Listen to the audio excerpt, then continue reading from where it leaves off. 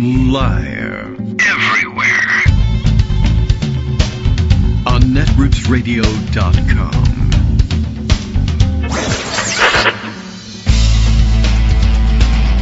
David Waldman. Kagro. In the morning. Now, here's David Waldman. Hey, good morning, everybody. How you doing? It is Wednesday, and you know what Wednesdays mean. Besides being Wednesday, there's a deeper meaning to it. It's Wednesday, March 4th, 2026, and why don't we all March 4th to any number of battlefields around the country and around the world, the metaphorical battlefields of yesterday's elections and today's results, and the very real actual battlefields, now strewn not only all across the Persian Gulf and Middle East, but down into South America as well, where last night, the night birds were, I guess, treated to the news that we were also intervening militarily in some way, shape, or form in Ecuador, where we were previously only blowing up their boats off of their coast. We're now, I guess, I don't know what, blowing up boats in dry dock, or blowing up the offices of shipbuilding operations, or possibly nothing of the sort. It's alleged to be an anti-drug interdiction, fighting the cartels in Ecuador, and I guess the government of Ecuador is happy and excited about it, or at least willing to go along for the time being. And I guess if you take a look around the rest of the world and see what the price of resisting the Trump administration's interest in invading your country is, well, the wages of it are, well, pretty low.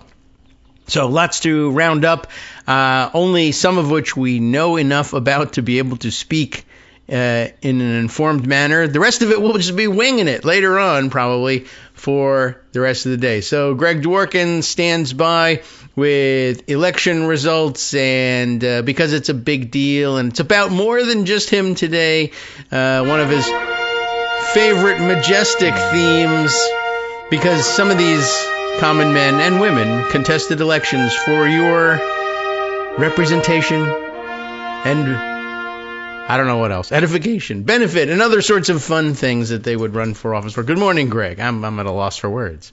Good morning. Because I'm such a common man. Yeah. You know, can't beat that. So it's listen, an election I have to start with some breaking news here. Oh, all right. I'm playing Neo 3, and I have yet to obtain a Grace of Inari Yakasani Magatama, which is one of the most important accessories. I have like 5 If you know, of those. you know. I'm not going to explain it, but I'm is. just saying, okay? That's where it stands. Okay. I didn't understand any of that. I can't even. Well, you're not supposed to. I can't even remember the name of the game. Those of you out there who do lift, you'll understand. Oh, the editor of this program might understand. And we'll find out later. Although I guarantee that will sound to him like, because that's kind of how he zips through I sent looking you a for link, and if you read it still won't help. So okay. That's where that's. He'll be able to There was understand also that. elections and a war going on. So okay. Let's talk about Texas. All right. And we'll talk about North Carolina, a couple other places like Arkansas. But let's start with Texas. I didn't understand that. Arkansas. That has a very weird foreign sound to it. Okay. Texas. We has a whorehouse in it, as I understand. There was a famous show about that. Best little one you know. Yeah. So Talarico, James Talarico, beat Jasmine Crockett. It's official. Not only was the race called at about 1 a.m. Earlier by those in the know. What'd they call it? They called it the best little Texas election primary results in Texas. You know. Sure. So this morning, Jasmine Crockett conceded. All right. And so there's a United Democratic Front on the Republican side. Cornyn was ahead by about a point last time I checked, but that doesn't matter. It's going for a runoff. And Cornyn and Paxton hate each other, and Trump still hasn't endorsed, and it's not clear to me he will. Paxton wants the endorsement badly, so does Cornyn. Well, and Trump is always afraid of losing. So if it's that close a race, and Wesley Hunt's 15% or 13% or whatever he got is going to make the difference between who wins and who doesn't win. Hunt got 13.5%. Cornyn 41.9, Paxton 40.7. That's a bit of a surprise because Paxton was expected to be ahead of Cornyn, but Paxton really didn't campaign very much, and Cornyn spent a crap ton of money And so we'll see what happens there. But runoff for sure. Okay. And I think it's like, I don't know, May 26th or something like that. So we got 2 months worth of vindictive bile between those two candidates while Talarico consolidates everything. Okay. So that doesn't mean that the Democrats win the Senate seat. It just becomes way more competitive. And a win would be considered making Republicans spend tons of money to support that seat, taking it away from Georgia and Maine and that would be North helpful Carolina and other places. Also might produce a little absenteeism in the Senate as he has to spend more time back in state campaigning, and there's one less available vote. That would be helpful. Talking about Cornyn? Yeah. Or you're talking about Wesley Hunt, who's never in the House because no. Yeah, right. He's left, and I guess he just stays out. Although that leads us to another issue: is that others who have lost their primary, other incumbents in other races, we're going to get to those things. But remember that a lot of times in those seats, those guys get dejected and don't come back. Right, like Dan Crenshaw. What's the point of coming? Yar. Exactly. Unless it's to film more pirate videos or what was he? A porn movie hitman was I think the joke that was made about him. So he's out now. He's out in favor of a crazier, jerkier Steve a-hole. Toth, a hardline Texas state representative, according to the New York Times, underscored how even a conservative House member could lose Republican voters by breaking with Trump. How did he break with Trump? He supported Ukraine. Oh no. Which and technically Trump a couple of other things not sufficiently MAGA enough. The animosity, says CNN, stems from Crenshaw's positions like his support for Ukraine, vote to certify the 2020 election, and his support for resettling Afghan allies in the U.S., which was used against him in the primary. But also he had a bitter feud with Ted Cruz and Tucker Carlson. And so there were a lot of things going on. In fact, Crenshaw and Cruz argued in public rather vociferously, and Crenshaw said, stay out of this. You're trying to undermine me. And Cruz said, if I wanted to undermine you, you'd know it. Ooh, and guess what? Well, I guess he has been undermined. He's been undermined, exactly. Right. That's amazing. Ted Cruz found a friend. Yeah, well, somebody. It eventually would had to happen, but the Cren feud, I guess, is over. At last, I now have just realized that there was one. And it's all over, just as I learned that it happened. Right. It's the old Al Franken line, right? Yeah. I like Ted Cruz more than most, and I hate Ted Cruz. I mean, it's just so true. Everybody hates Ted Cruz. Well, he's got himself a friend in the House, and he'll need it. But in the meantime, Dan Crenshaw, his enthusiasm for showing up for votes in the one vote majority House is highly questionable at this point. And, of course, with Wesley Hunt also never there, everybody's sort of having pipe dreams about not being able to muster a working majority for the Republican. I mean, they don't have a working majority. That's true. It doesn't work at all. But you never know what might happen with these idiots. Right. So let me tell you about some of the more interesting findings in this Texas Senate primary, which is really, really interesting. I mean, if you look at the map of Texas, picture it in your head. I'm in love with the shape of Texas. All the way over to the west, you have El Paso. Yes. And then you can make a crescent along the Rio Grande down to Brownsville at the very southern tip below Corpus Christi. Everybody, okay. And that crescent is heavily Hispanic. And that crescent voted for Bernie Sanders. Woo! Because he's so young. Younger vote. Mm-hmm. And that crescent went for Talarico and probably made the difference in the election. Talarico wins 52.8 to 45.9 for Jasmine Crockett, who, as I mentioned, conceded this morning. Yeah. Okay. Yeah, there were all sorts of shenanigans in the Dallas area. What happened? I hear. Yeah. What happened is there was going to be, 9 o'clock cutoff for the vote. Normal. And then the Republicans decided that whereas Republicans were going to vote in their usual places, they changed the voting locations for Democrats. I'm not even sure what the mechanism for doing that is, although I do have an article on it. But so I don't know how. In a lot of states, you couldn't do that. So therefore, Democrats showed up at their usual polling place only to be told, no, you don't vote here, you vote over there. Yeah. So some Democrats were turned away and or got provisional ballots. Now, a local judge heard about this and said, that's not fair. Right. To help sort things out, the polls will stay open another hour. Mm-hmm. Helps a little bit. Ken Paxton objected to this, went to a higher court in Texas, and got a restraint on that restraining order. Well. Reversed it. And so now you had voters who voted between 9 and 10 who were kind of in limbo with provisional ballots. Ugh. Well, Jasmine Crockett said, okay, fine, I'm conceding anyway because it's not really going to change the result. Mm-hmm. And it happened in Talarico's area as well. But, you know, it was clearly aimed at Democrats. It was definitely shenanigans. But despite that, more Democrats voted in the Democratic primary than in the Republican primary, which is something that hadn't happened in Texas in decades. Yeah. And, I mean, they both had primaries, so come on. Why did Crockett lose? She lost for a number of reasons, but one of the reasons is she didn't perform quite as well in Tarrant County and Dallas County as she expected. And in Harris County, which is Houston, the biggest one, Crockett won it by 5 points, but Talarico actually outperformed her on election day as the younger voters came in, and they came in for Crockett. They came in for Talarico fairly heavily.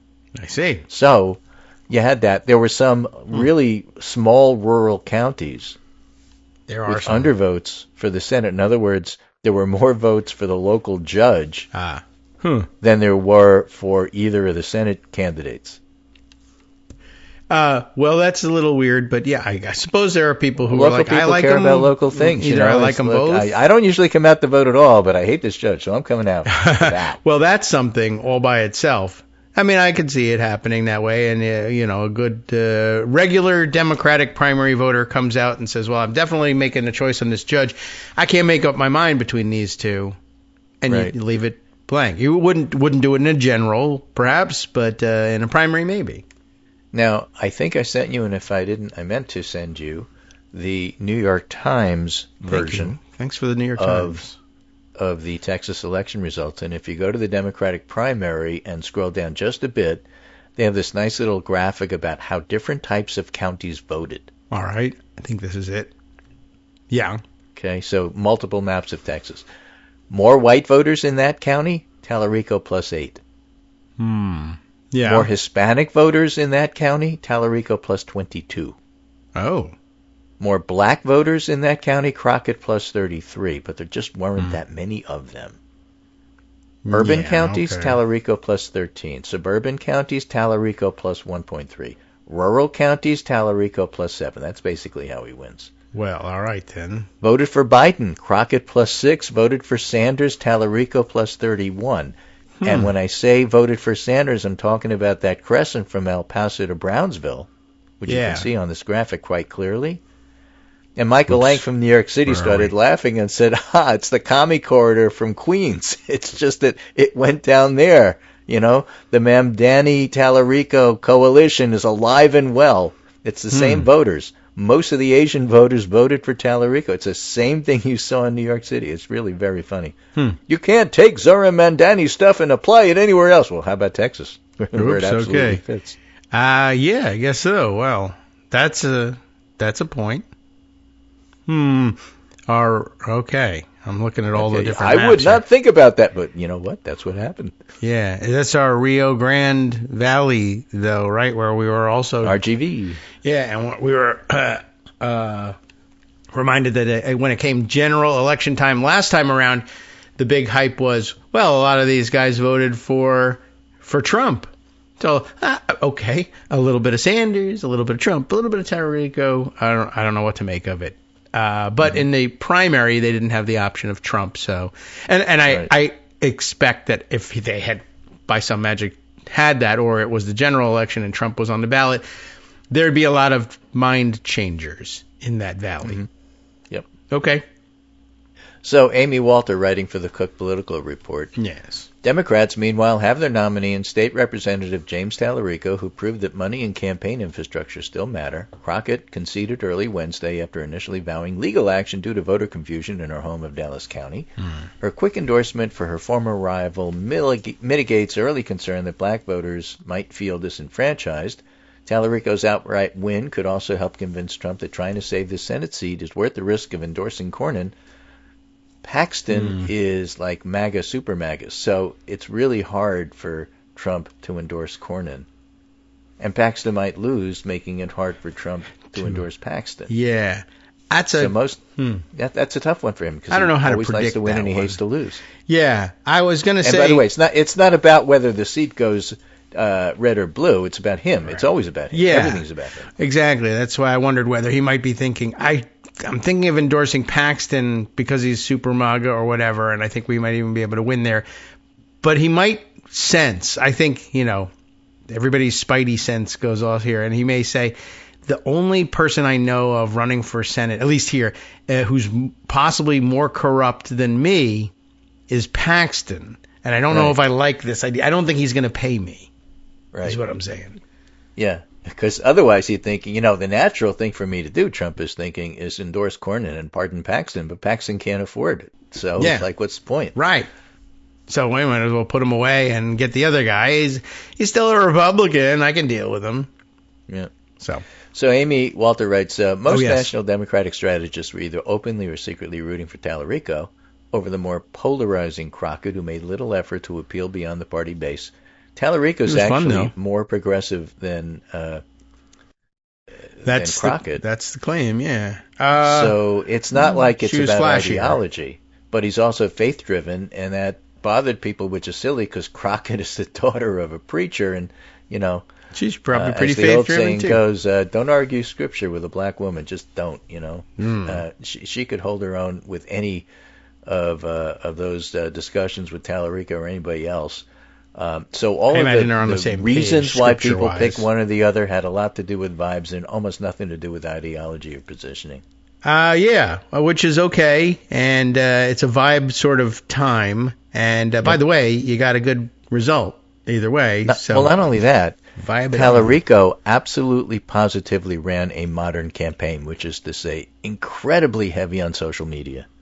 Like posting all the time, like Mamdani eating. Poster. Nice. These are the things that people should be doing that. And they watch. And Talarico was doing all of that. Now, Crockett's theory of the case, according to Amy Walter, was that she could best bring out low-propensity voters, but Talarico's strength in heavily Hispanic areas that flipped to Trump just over a year ago cut into both her margin and that argument. According to the New York Times, Talarico won voters in heavily Hispanic counties by 22 points and in rural counties by 7 points. And in addition to his progressive Christianity message, which Republicans are already eagerly attacking, good luck with that, Talarico's focus on economic populism could particularly resonate with swing voters concerned about affordability. He describes the country's divisions as not left versus right, but top versus bottom. That's why he gets Sanders voters. While Democrats are glad to know who their nominee is as Republicans continue fighting, the path forward for them isn't easy. Democrats haven't won a statewide race in Texas. But again, a win is getting Republicans to spend a lot of time campaigning and money and, keeping that out of other states. So rating remains likely Republican until the GOP nominee becomes clear. But clearly, Talarico gives Democrats a better chance in this race than Crockett would have. Everybody saying that. Crockett fans got really annoyed when people said that. But you know what? It's true. It's true. Well, what can you say? I don't know whether it was true or not, but I did just hear you say that. So, and you know how I am, just like Trump. You were the last guy to talk to me. Texas and North Carolina House results. Tough night for incumbents. It was a brutal night for incumbent members of Congress in both parties. Dan Crenshaw lost his primary outright to Steve Toth, a conservative firebrand who received a last-minute boost from Cruz. Representative Valerie Foshi's race remains too close to call. I think she's going to eke it out. Representative Julie Johnson is trailing Colin Allred by 11 points. That is probably going to go to a runoff. All right. Embattled Representative Tony Gonzalez faces a runoff against Brandon Herrera, who's more right-wing than the embattled Tony Gonzalez because he had an affair with a staffer who then killed herself. And, of course, it's a Republican primary, so therefore that's not disqualifying. And the race between longtime Representative Al Green and newly elected Christian Menifee, 42 years Green's junior, probably going to go to a runoff as well, with Green not outright winning. All right, but that's one rep versus another rep in a redistricted area, so, that happens. That's always, very rarely a fun contest, but okay. Right. So, This is all interesting. Valerie Fauché leads Durham County Commissioner Nita Alem in North Carolina by about 200 votes, too close to call. 200. Wow. Over the course of the race, Alem accused Fauché of being beholden to corporate interests in the pro-Israel lobby, which spent heavily to help Fauché win. I see. And in the final days, Fauché was bolstered by a $1.6 million investment from Anthropic-affiliated Super PAC. Oh, man. And, just like weird stuff all over. Yeah. Right, too. And interesting, another data point on Anthropic that they're terrible. They're okay. They're horrible. Well, they just did something positive, sort of, but they're not really. So less horrible than that other guy over there, right? Yeah, basically. Sort of all right, well, interesting data point while we're tracking what to make of Anthropic. Right. So, all interesting. Umish voter on X points out on Twitter, Talarico wins Harris County Election Day vote 52-47. Just winning the Election Day vote is not necessarily what people expected, but then again, if his base, that he is a secret base that people hadn't really accounted for, is young people and Hispanic voters, they tend to vote late. They just do. Okay. Well, young people, they think they have all the time in the world. They do everything late. Yeah, well, right, exactly. Well, they do have all the time in the world. Sure, right. Okay. We've been waiting a long time for these Texas results, so it's good to have it behind us. But there is a story there in Dallas. Local story in Texas, which gives you an idea of just how all politics is local. Tiffany Hill was right. Except when it's nationalized. Yes, it's all things, except when it isn't them. Exactly. Interesting data tidbit, writes Matt Barreto in Texas, Rio Grande Valley, RGV. If you combine Cameron County and Hidalgo County, both 95% plus Hispanic, wow. In 2024 combined, they went 52% for Trump. In March 2026 primary combined 75% Democratic primary ballot, 25% Republican. So from -4 to +50, that's because, you can't read too much into this other than local races matter. But Democrats are absolutely galvanized to vote. They're ready. They're waiting. They're taking any chance they can. When Texas redistricted, these are the voters who they were counting on to win their 5+ seats. Right. Ain't happening. No. Ain't happening. And they maybe without a functioning majority until they end up finally losing it too. Right. Awesome. But this is one of those classic. This is the Washington Post, but it reads like the New York Post. It's one of those headless man found in topless bar things. It says Gonzalez heads to runoff amid allegations of affair with aide. Tony Gonzalez, Republican, is in a tight primary race with conservative challenger Brendan Herrera, who he beat the last time, but not by much. Republican Representative Tony Gonzalez is headed for a runoff in a tight Texas primary race, rocked by allegations that Gonzalez had an affair with an aide who died after lighting herself on fire. I mean, that happens every day, right? That's an unusual one. All right. It's a tight primary, though. She only lit herself the guy on that fire. he's running against, Brandon Herrera, is a YouTuber with a gun business who calls himself the AK guy. So, that does make it difficult. You'd be interested in. That's right. Yeah, his girlfriend jumped into a volcano, so it's a close call. I mean, Herrera attacked the more centrist Gonzalez from the right, criticizing the congressman vote for gun control legislation after. That's the criticism. Yeah, so he may have. And that didn't matter. It was all about personal scandal. Yeah, and that personal scandal, and the girlfriend, she killed herself. She set herself on fire. But worse than that, he's against guns in a way that I mean, and he's not either. but he's not as crazy about guns as me. Well, in Texas, I guess that works. Lit herself on fire, huh? Interesting. Guns? What? All right.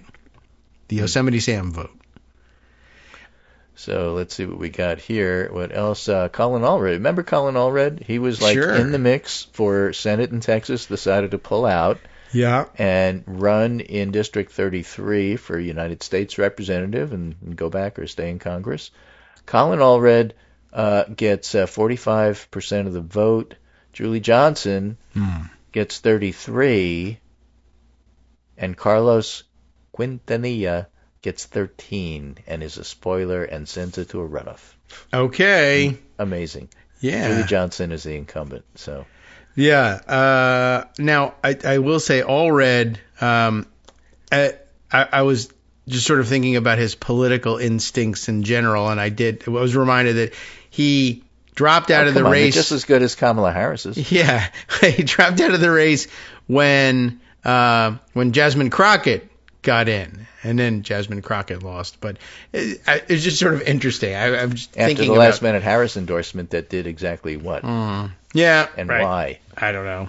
But that's another good question about instincts, I guess. But yeah, all right. Well, I don't know. We await the results of that, and that, right. will that too Jasmine also be in Crockett's May? Credit. My friend DJ Soak Speaking on Twitter is an excellent Texas and overall political analyst. And says, an by excellent the way, driver. I'm partially convinced Ken Paxton sued and the Texas Secretary of State overturned this at 8:40 p.m., this whole mess in Dallas, with the specific intention of sowing discord, because it couldn't have made a difference, but it's still an asshole move. And it was very responsible for Jasmine Crockett to acknowledge it but not take the bait. Yes, there will be more Jasmine Crockett, I think, in the future. She did this, too, a good test of political instincts, just like her reaction to the Talarico late-night television story.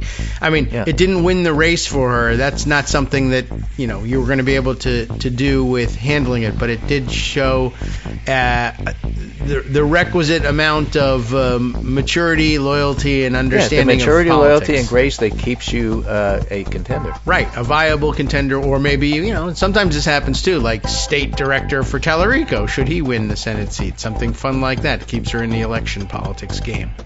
Yep.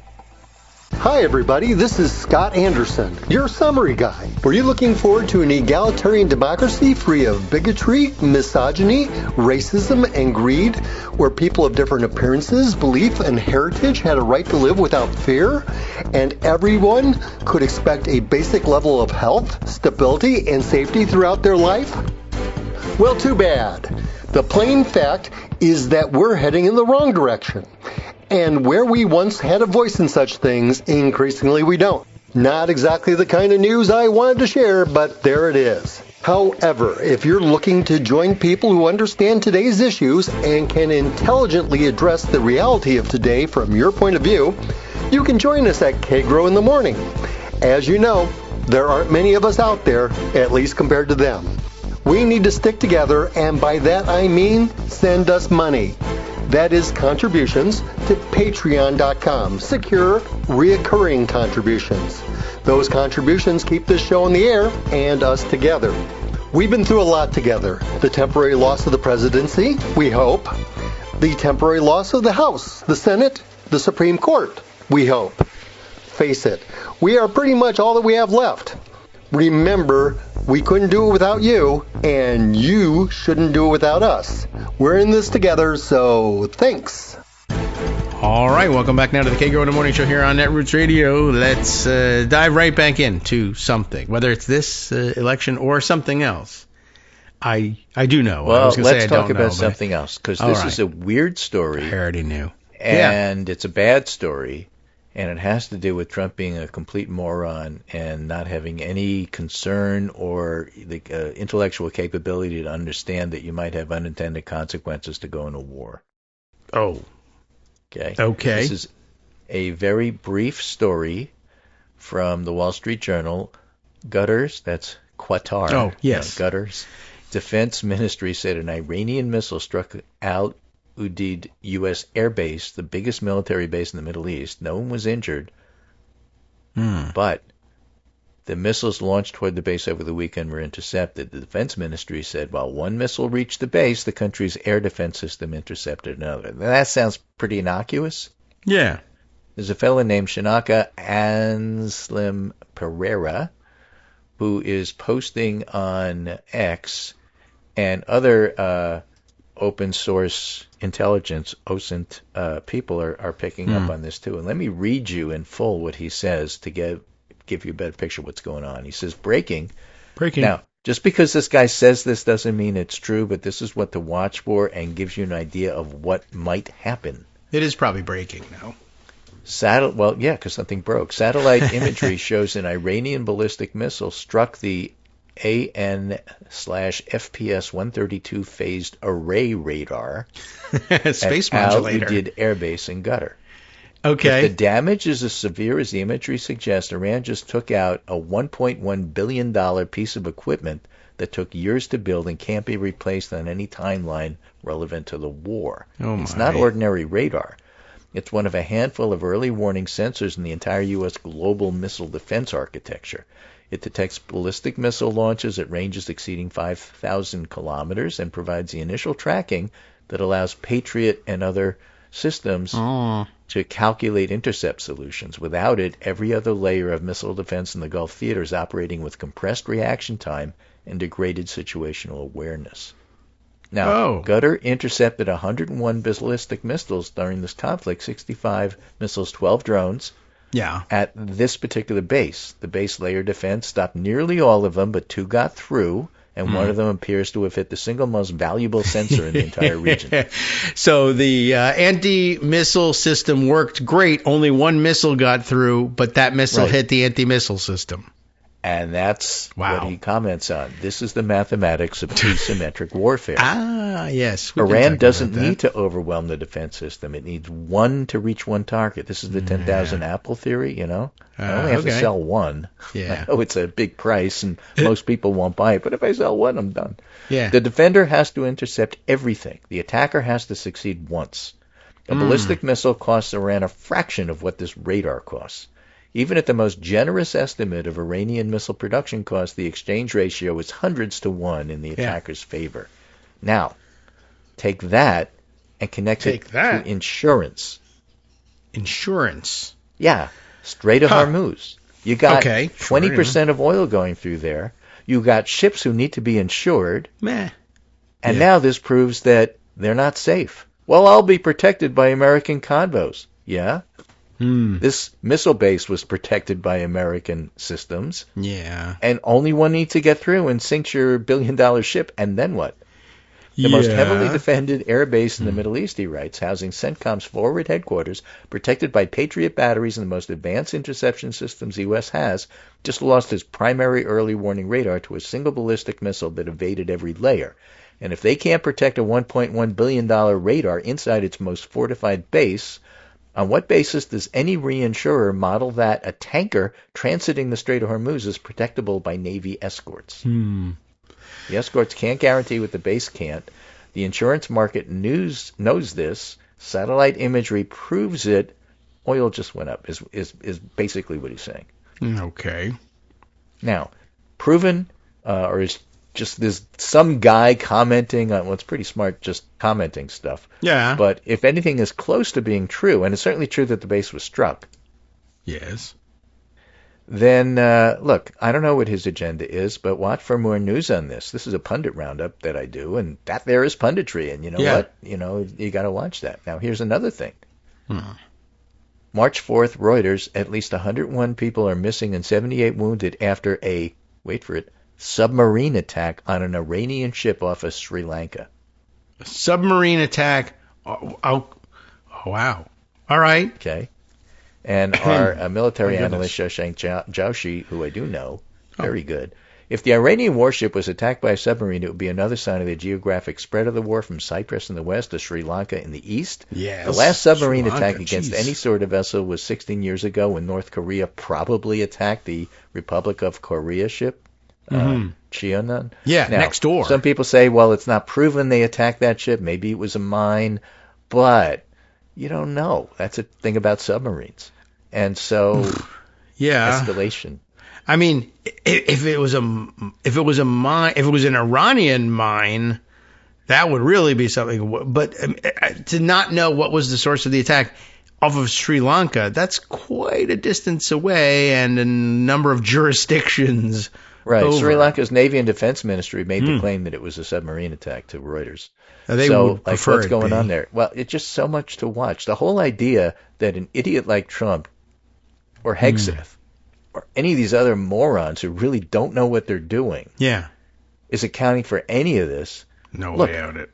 Marco Goodness. Rubio, who's supposed to have a brain on his shoulders, didn't Not do surrounded by a anything, skull, though. did not do anything to evacuate state personnel. And now that the Mideast is engulfed in war, the State Department is telling expats and Pats who are there, too bad for you. We can't do anything about it. Sorry, don't call this number. We can't help you. Try Uber or Expedia. See what they can do for you. Remember Biden not getting people out of Afghanistan and how the media treated it? This is just terrible. Yes. The Afghanistan comparison is really remarkable in how much it reveals.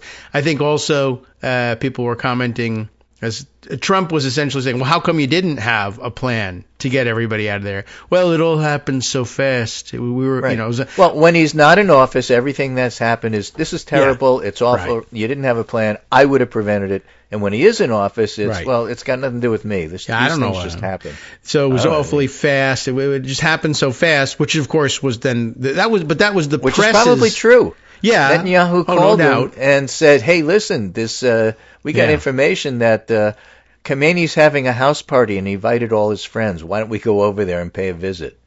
And we only, don't broadcast it. We only have a few days to do this, but now's the time. Now we can get them all. Well, yes, I'm certain of that. And so Trump says, okay, fine. So he really only does have a week. Yeah. It really was all of a sudden. Because it's not like he thinks about anything past a week. Not him. 6 weeks, I guess. But I will say that, it's been on our radar, that every weekend that has approached has been in the news. This might be the weekend for the attack on Iran. Isn't it at least 3 weeks running? So normally the State Department in something like this says, given that we're talking to the newspapers about maybe we'll attack Iran this weekend, this is your notice. Everybody should pack up and leave. And they usually do that. Even though it's a tip to the other side, we're coming after you, they usually don't worry about that. And that's even sometimes part of the bargaining. It was in the papers. They just didn't bother giving anybody, a little nudge like, this is actually kind of true. We might really do this. You should leave. I guess they were protecting the ability to win on the prediction markets, perhaps.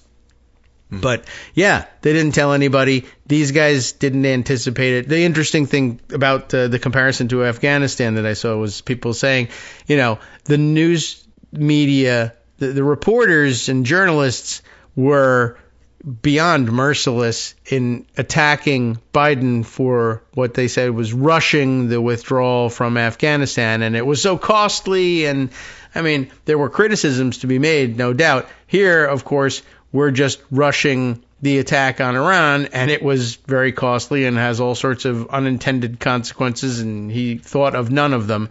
But apparently that rush, he just told you that we didn't evacuate American diplomatic staff or expats or anybody because of what a rush it was. Oh, that should be bad because the press hates a rush when it comes to kinetic actions. No, actually, it just only when it involves Biden and not so much when it involves Trump. That is weird. Press really, really, really, really, really hated Biden. All right, I do have a video for you. All right. Video. I'll go searching for it. Well, I haven't given it to you yet, but I'm about to. So when you search, I can't go right search. to the bottom, and it's Jonathan Karl. Right. This is advanced planning, Mr. Trump, in case you didn't know what this is. Yeah. Well, what do you mean? You're talking about things that haven't happened yet. I know. It's called plans. Right. Okay, I'm loading that video. Jonathan Karl, okay. Yeah. Right. Well, I like to keep David on his toes. Right. I like to have toes. I don't know. I had nothing to say to that. Okay, Jonathan Karl. Am I just going to roll his audio and we'll just trust that he hasn't say anything? This isn't dirty stuff, I guess. He doesn't right. Like that. So Secretary of State Marco Rubio urged news organizations to put the 24/7 State Department emergency line out so that Americans who are stuck in the Middle East can get help getting out of the region, register their names and not. But listen to what happens when you dial the number. Please do not rely on the U.S. government for assisted departure or evacuation at this time. There are currently no United States evacuation points. Please continue to check the embassy's website for updated information. Wow. The bottom line is, if you're looking for help, you're stuck in the Middle East and you can't evacuate, there's no help yet from the United States government. You can call that number, you can go through the website, you can register your name so you might get updates later. But the number that the Secretary of State gave out, what it does for you is it tells you right now that there is no help from the United States government in getting out of the Middle East. Look, there's no help from the United States government in anything. Scandal. I mean, Huge. Listen, you dial the Secretary of State's number that he gave and told you to call, and you get, there's nobody to help you at this time. Please hold. We'll have an accountant or somebody get to you in the next 2 or 3 days. There are currently 1,472 people ahead of you in the queue. Please stay in line. Your evacuation is important to us. Look, it's no healthcare website. That was a true disaster. Roll out Obamacare website, and that didn't really work for like a couple days, and then people got it, and then it did. But this, look, those people will probably be dead soon. They won't be around to complain. Probably not. I did see some stories where, by the way, count on no help from the United States government. You know who did get help was some of the biggest MAGA influencers who, for whatever reason, were on the ground in the Middle East, not doing any official work or anything, managed to get some private planes arranged for them. They escaped, but everybody else is stuck. Oh, and also no evacuations for State Department personnel. However, there was the military emergency flight for the U.S. hockey team to come to a State of the Union. That they got done pretty quick.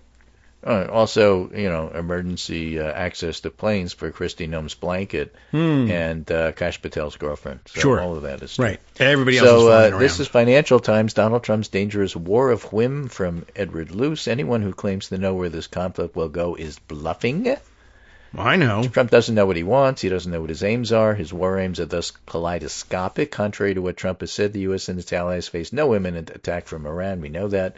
Nor, as he claimed, was Iran close to developing missiles that could reach America. His envoy, Steve Witkoff, was hyperbolic a few days earlier to say that Iran was a week away from having industrial-grade bomb-making material. Oman's mediators dispute this claim, and they also dispute the idea that Iranian negotiators were refusing to bend. What Iran offered last week, zero stockpiling of low-grade enriched uranium, was better than what Barack Obama got in the 2015 nuclear deal, from which you go with that? Trump withdrew. Better than Obama. I would definitely take that. So, and none of the Gulf monarchies wanted this war. They don't want their oil blocked. No. They don't want their tankers uninsurable. No. Their place as linchpins of the global economy is now dangerously exposed. Trump did not listen to his Gulf friends, nor did he pay heed to the risk scenarios laid out by Dan Kane, chairman of the U.S. Joint Chiefs of Staff. A country Iran's size cannot be transformed by remote control. His bet was Iran would quickly fold. It didn't. They replaced the old Ayatollah with the new Ayatollah of the same name, only younger and war-trained. Actual same name. Yeah. Yeah, not almost same this time. Right. The Ayatollah is dead. Long live the Ayatollah. And oil prices are going to go up. And MAGA influencers hate this. Megyn Kelly had Marjorie Taylor Greene on her show, raging about how Trump is betraying MAGA. I mean, this is weird, bad stuff. Yeah. Good. Look, whatever. I don't know. She had already quit the coalition, which is fine. But yeah, all right. I mean, I'll take the criticism, certainly. I appreciate that, and we'll take it for what it's worth. I'm looking at by the way, just sort of gazing at the map, still thinking about what was it that sank off of Sri Lanka that you told me? It was an oil tanker? Is that what it was? An Iranian ship. It didn't say what. Oh, an Iranian ship. An Iranian ship sank? Yeah. Okay. And so a submarine attack out there, but so what's And so Sri Lanka says it was a submarine attack. It's a Navy frigate. Okay. In distress near Sri Lanka. It's interesting that the Iranian... And it says, Reuters now says a U.S. sub sinks Iranian warship off Sri Lanka. Well, that makes some more sense than I thought. I came away with it, just first I was overwhelmed by the distance from the theater, but then I thought the Iranians have... I thought you had said it was a suspected Iranian submarine attacking someone else's No. ship. It's an Iranian ship. Although still, by what's submarine, it doing turns there? out it's a U.S. submarine, according to Reuters. I mean, I guess I would engage that Pete too. Hegseth confirms. Yeah. Dramatically widening Well, what does Washington's that mean? pursuit of Iranian Navy. Yeah. Okay. Now involving Sri Lanka and other countries. I don't know if you asked permission or not. You just like. Oh, I don't think it needs to happen off the coast necessarily there. But that just, it's interesting that there's an Iranian frigate patrolling that area, which I guess is, if you make it past the Straits of Hormuz, that's probably, you're either going down, I guess, right, the coast of, well, I don't know, unless you're turning the corner and go. Most of that oil is eastbound, I guess. Right. So for those of you nautically inclined, remember the old SS Popeye, right? You know. So steamship. Yeah. And if you have a USN, if you have U.S. Navy, you know. Yeah. What Iran uses is IRIS, Islamic Republic of Iran ship. Really? Okay. So the IRIS ship. Not Irish. Dana, D-E-N-A, IRIS Dana, Iranian frigate. Sure. Iranian frigate. Sink it. Go ahead. I guess so. Ahead. They're pretty far afield, but frigate. Who cares? I wonder if there is. You only live once. Frigate YOLO. My guess is. What are they doing? They're widening the war. Is what they're doing. I guess. Well, certainly I mean, is the Iranian frigate out there to widen the war, or are they out there to? I don't know. I don't know what it was doing or what. Yeah, the plans that's were, the real or question. Why. But Iran is still capable of knocking out advanced U.S. missile systems and guarded bases, you know, so just keep that in mind. It is interesting that they're doing. So my guess was if like the only ships that can get past the Straits of Hormuz with oil on board are Iranian, or maybe they actually, who knows, maybe they have an oil port that's to the east of Hormuz. But then you have to basically go down around India and then over to your chief market in Asia.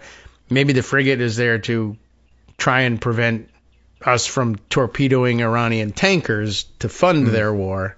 I don't know. A source familiar with Vice President Vance's thinking before the strikes in Iran tells CBS News, which is now a conduit for administrative thinking, that while the vice president was personally against the strikes, if the strikes were to happen, he argued the operation should go big and go fast. A spokesperson for the vice president declined to comment. Benji Sarlin retweeted this and said, it's a popular war when every report and statement is someone saying it was some other guy's idea. Yeah. We didn't want to do it. Israel was going to do it, so we had to. I'm personally opposed. Yeah. It's a tough job being vice president, so he wasn't going to be able to do it well. Right. We're aware of We knew that. Okay. Wow. All right. I did see a successful intercept this morning, but I guess pulling some other folks into the war. Iranian missiles intercepted and knocked down, allegedly headed for Turkish airspace. Oh, Turkish, nice. Yeah, so that would be a NATO member and Eurozone influence. But it is interesting. I see, though, that I'm waiting for the headline. Erdogan responded by killing as many Kurds as he could find. Yeah, that is. And by the way, speaking of killing Kurds, all the time. Trump's new plan is to arm the Kurds and unleash them against Iran and hope something good happens. That's not my problem. If it doesn't work, and I'm just walking away. I will say, I guess Kurds are just eternal optimists. If so, good luck to them, I suppose. But nobody's really been able to make this work. I got another video for you. Yes. All right. I told you I love doing this. I do. I enjoy it. Again, at the bottom, this is Aaron Rupert. Aaron Rupert. Okay. He never sleeps. He could sleep now in the 5 seconds it's going to take for this thing to load. But it's Donald Trump in the Jabba's palace, the Oval Office. The Golden Age. Yeah. All right. And the more you see it, the worse it looks. It's just like awful. But they just keep adding things. It's like watching people's plastic surgery. Just oh my God, when did they do that? Mr. President, what's the worst case scenario that you have planned for in Iran? The worst case scenario you have planned for in Iran. The worst case, we have them very much beaten militarily from the military standpoint. They're still lobbing some missiles. At some point, Some. they won't even be able to do that because we're hitting all of their carriers. We're hitting all of their missile stock. You know, they built up all these missiles over the last few years. They had a lot of them. They've shot a lot of them, and we're knocking out a lot.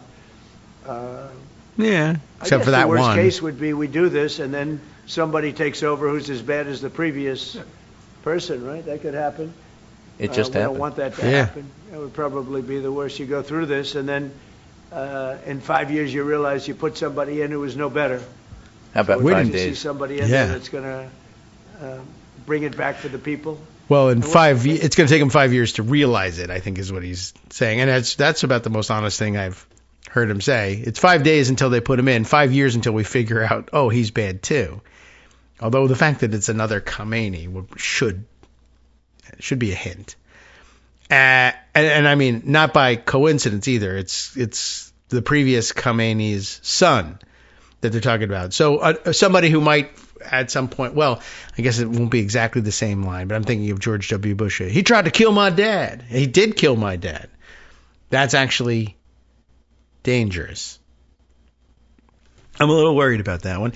And again, as I'm staring at the map, thinking about that missile intercept from Turkey. Turkey and Iran do share a border, but apparently they decided to fire this missile. It must have been headed towards, I guess, eastern Turkey, so the more European side of Turkey, because it was said to have traversed the airspace of Iraq and Syria, neither of whom had either the, I guess, interest or capacity to knock it down themselves. But the Turkish air defense took care of it. But yeah, you heard Trump saying that too. Like, we're knocking out all their missiles, except for the one that knocked out our missile knocking out machine. that one got through. That's going to be difficult to deal with. And it's not the worst case scenario. Robert Pape notes, yes, 4 days into Trump's war, Iran is escalating, not collapsing. Middle East is in chaos. Americans are fleeing en masse, except they can't get out. 3 U.S. embassies hit. Gulf states are struck. Unrest is rising. Death toll in the region, more than 1,000. Epic fury is normal failure of air power alone to topple regimes. So that's where we stand. Yeah, I mean, that's that's a known basically thing. my report for today. I don't got much else. Right. Other than the 65,000 pages says you. are missing from the Epstein files, and people noticed this despite the war. It was hit by a bomb. We don't know what happened. And one last little factoid tidbit in Texas. Republican votes for their Senate primary, 2,140,831. Democrats, 2,252,168. Democrats outvote Republicans in Texas, highly unusual. In North Carolina, Republicans, 625,667 votes for the Republican, Michael Whatley, who will oppose Roy Cooper. Democrats, 801,167. So Democrats outvote Republicans in the two primaries, one where everybody paid attention to and one where hardly anybody paid attention to because it was pretty clear who was going to win. In fact, Roy Cooper won his primary 92-3. Oh, well, that was close. And Whatley won his 64-15. Now, there was a result in North Carolina with, I guess, one of the Democratic state legislators who... Well, all three who turned turncoat and helped the Republicans do this, I think all three got thrown out. Yeah, that was the data point I was looking for. The one that jumped out at me that I saw discussed last night was somebody who didn't switch parties. There was one person who switched parties at some point and made a big difference. But this was somebody who just crossed over the aisle to vote with Republicans on a, cooperate with ICE deal from the state, I think. And they were bounced hard. So that was supposed to be the takeaway from that. If you think you can get into the defensive crouch, please don't hurt me. If you vote with Republicans on immigration, the Democrats will hurt you.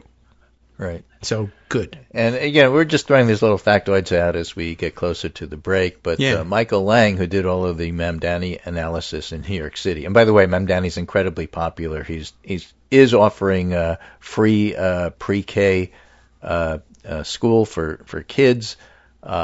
He's plowing the streets. He's just doing things right. Yeah. So Michael Lang writes, this is Travis County, Austin, Texas, and holy crap, Talarico is getting 90-plus vote in some of the precincts here, 80 plus in the vast majority of the West Side.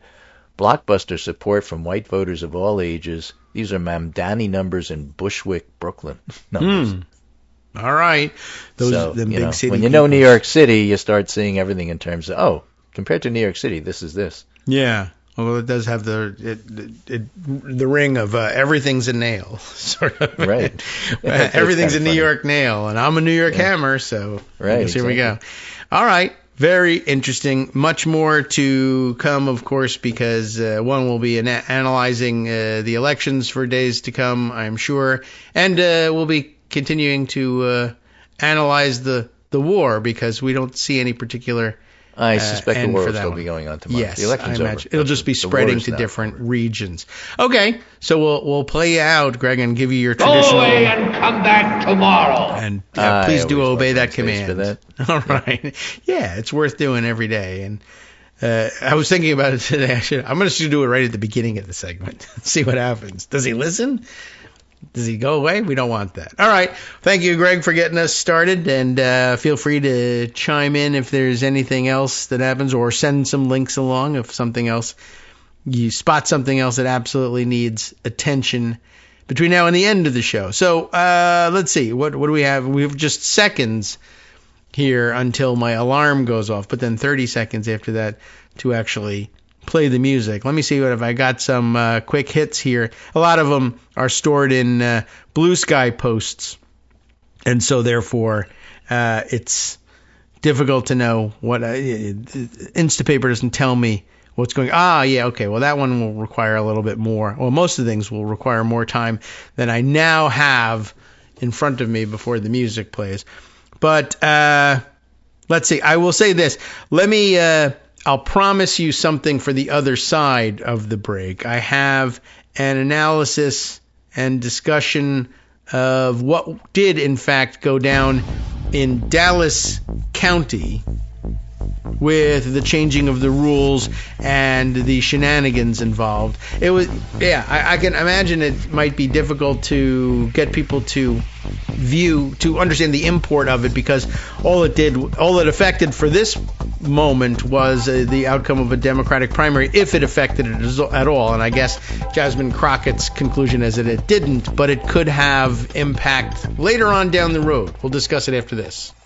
All right, welcome back now to the Kagro in the Morning Show here on Netroots Radio. And I've got a last note from Greg here, an update from Jonathan Karl. Okay, well, I'm going to go and take a look at that one, because that was kind of an astounding story, even though what I promised you on the other side of the break is completely different. But there's war involved in this one. Let's see what's going on here.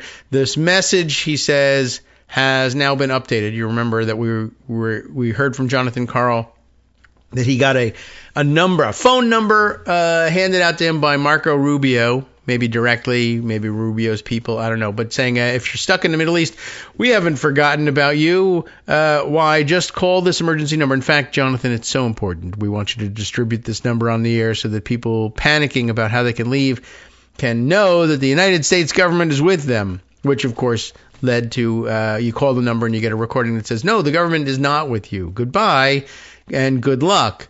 The update is that the message has now been updated. There's now been on the news that the official line of the United States State Department is, you're effed. We don't know you. I'm sorry. We never heard of you. Can't help you. So that was bad PR. So it says something else now. It now says the U.S. is committed to helping U.S. citizens who want to leave the region do so. We just can't. I mean, I guess they didn't put that part, the whispered part, but the brave front has returned. That's nice. I mean, I can't believe that they thought to put out the first one. I mean, honestly, lie to everybody. Tell people your evacuation is important to us. Please stay on the line. Callers are invited to hold to speak to an operator who can take down their information. Okay, where are you? Okay, Abu Dhabi. Can you spell that? Like, they just connect you to Uber. No, Uber doesn't take phone calls. So they connect you to an old school cab company. Or else you can get online and put your address in and see whether Uber can pick you up. Callers are invited to hold to speak to an operator who can take down their information. Americans are also urged to register their whereabouts at this website. Well, not this website, not mine, but theirs. so that they can be identified to receive help getting home as flights become available. The website, by the way, is mytravel.state.gov/s/step. That's what it is. I don't know if that's going to be any help to you. Step. I don't know. Is that like state evacuation plans? I don't know. I have no idea exactly what that's supposed to mean. I guess you register your whereabouts and they can, then you can be identified and then receive help. Or it's all just connected to Dodgy and they look up your voter registration, and if you're a D, they leave you, and you're an R, they come and pick you up. Or please fill out this form. How much are you willing to pay Donald Trump in gold to get you out? And then, now we know your whereabouts, and we'll see what happens. It'd be very interesting to see how that develops. That should be scandalous, though, that the State Department put out a helpline that says there's no help to be had. Good follow-up to yesterday. An offhand comment that I made on Blue Sky the other day was that the State Department says everybody should leave.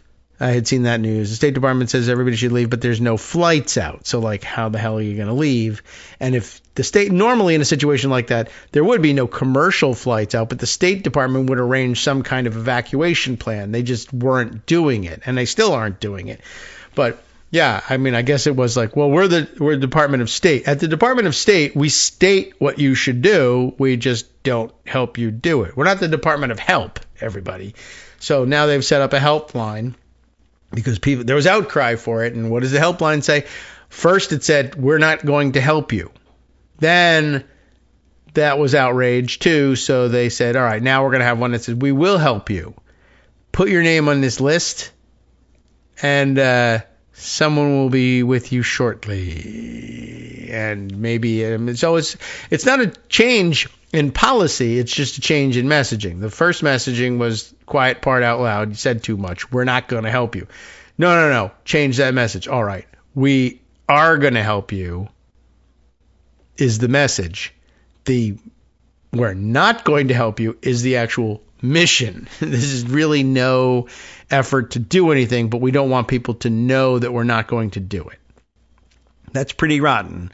And it should be a major scandal in any other administration, any other president. People would be screaming impeachment based on this, but now it's just a joke to scream impeachment about Donald Trump at this point. Even though you should keep doing it. It's a good joke. I think you should tell it often. Anyway, where were we? Oh, yes, right. I was going to tell you about, I had is this a Substack? It is a Substack, and we hate Substack. And yet we'll read another thing from Substack. This is the Substack of Eliza Orleans, Orlins, not Orleans, but Orleans, like we say Orleans, the way we pronounce Orleans. Anyway, Eliza is a career public defender in Manhattan who's going to tell you about Texas, like we were saying with Greg. Everything is a New York nail. So the New Yorkers are going to tell you more about Texas. But I think she's right about this. You don't have to be from Texas to be able to see when they're screwing around. Not Ken Paxton, anyway. You could tell that from a million miles away. Apparently, also, you may remember her name as a candidate for the Manhattan DA's office in 2021. But also, because this is modern politics, somebody from the show Survivor and The Amazing Race. So, I don't know. We make fun of that happening on the Republican side when they end up as Secretary of Transportation. So, let's be hypocritical about it. If you don't mind, I'd like to be hypocritical about it and say this person may know exactly what they're talking about, even though they were a TV reality game show participant. And, that's only fair, right? Anyway, this is what's happening. Objection. What happened in Dallas County was not a glitch. What happened in Dallas County tonight, that is to say last night, should scare the hell out of you. If you have any hell in you, get it out on account of this scariness, I guess. Sounds like a good thing. This is an exorcism. This is not the message we wanted to bring. Why to scare the hell out of you? I mean, I guess that's just they throw a little hell in there like, it's an expletive. If we're going to scare the hell out of you, that's great. Get all the hell out of me, as a matter of fact. It's a weird idiom, I guess, if you're explaining that to a new English speaker. Anyway, if you're new here or new to English, I'm Eliza Orlins, career public defender for 15 years in Manhattan. Here's the story, and I need you to follow the chain of events carefully because the order matters. So stop goofing around with jokes, you guys, and listen. First up, they changed the rules. Dallas County has used county-wide vote centers since 2019. That means you could vote at any location in the county, whatever was closest to your job, your kid's school, your house, whatever. It worked. Voters understood it. It sounds good. Sounds convenient, right? Why not? You have the database of all the voters, county-wide. Database, if it's on a computer, doesn't cost any more money to print it, or it's not heavy to carry around, right? You can do that. So it makes some sense. Good experiment. Well, the Dallas County Republican Party, led by Chair Alan West, decided to blow that up like they were Iranians or something. They originally wanted to hand count all primary ballots, weirdo conspiracy theorists who want a hand count of everything. That was driven by the same conspiracy theories about voting machines that have been floating around since 2020. Those, by the way, conspiracy theories have been floating around since 2000, quite honestly. They couldn't pull it off because they didn't have the money or the people. But just for a pause, the conspiracy theories that I'm aware of about voting machines have been floating around since 2000. Probably before then, people, and quite honestly, it was a good question. When they first invented voting machines, like, are you sure that this thing is recording my vote correctly? Like, why am I supposed to believe that, given that it's basically a black box? But at that time, everybody said, well, now why would they be doing this sort of thing? Why would they be manipulating the outcome of votes on a touchscreen voting machine? I don't know. And there was nothing to point to. Then 2000, I guess, that exploded when people posited that maybe the very clear appearing on the outward side of the user interface touchscreen voting machines might be better than, say, the butterfly ballot that they used in, was it Palm Beach County, where everybody was up in arms that should have been more votes recorded for Al Gore than were actually recorded. You remember this because the punch card system was such that it looked like people mistook their intention to vote for Gore, but actually punched the Pat Buchanan hole. And we can eliminate all of that with voting machines. But then that's when people started to say, well, wait a second, voting machines might suck as well.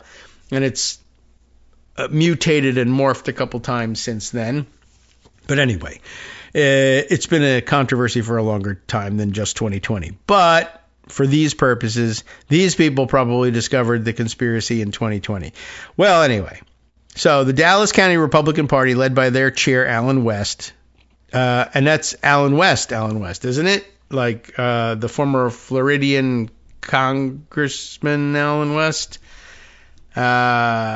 moved over to Texas. All right, so this is him. Is that right? I'm just going to check. It doesn't say in the article that that's him, but I mean, I was wondering why it rang a bell, and because it was ringing my crazy a-hole bell. Yeah, there he is. Military officer and former United States representative is how he's described here, but he's the chair of Dallas County's Republican Party. So he says, let's blow up the county-wide vote center idea. And also we'll push for hand count of all the primary ballots because voting machines yargle-bargle. They couldn't pull it off because they didn't have the money or the people. But under Texas law, the decision to split into precinct-based voting had already been made. And once one party makes that call, the other party has to follow. I'm not certain why that is, but it, I guess, essentially gives the Dallas County, or any county's, Republican Party organization the choice of making the call about how they want elections conducted. I mean, I guess it gives Democrats that opportunity too, but Democrats want what's best for their, most convenient for their voters, I guess. And so it never occurred to them to use this mechanism we don't care whether what we do is good for our voters. If it's worse for the other guy's voters than it is good for our voters, let's do it, even if it's also bad for our voters. And only the Republicans were interested in doing that. So they took this option and said, let's not have county-wide vote centers. Let's do old school precinct only based voting. And that'll force the Democrats to do it too. So Dallas County Democrats, the majority party in the county, were forced into a system nobody had used in years. Voters had to go to their specific assigned precinct, not the location down the street, not the one they've been going to for the last 7 years, their assigned precinct at a location designated by their party. So it's a very sneaky way to manipulate things. I mean, it wasn't Republicans who assigned and designated your assigned precinct. It was Democrats.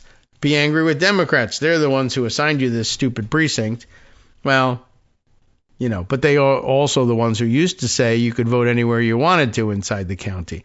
It's very weird that the law is that both parties have to do this. If the Republicans want to hold their primary in X fashion, fine. Go ahead and do so as long as it's legal.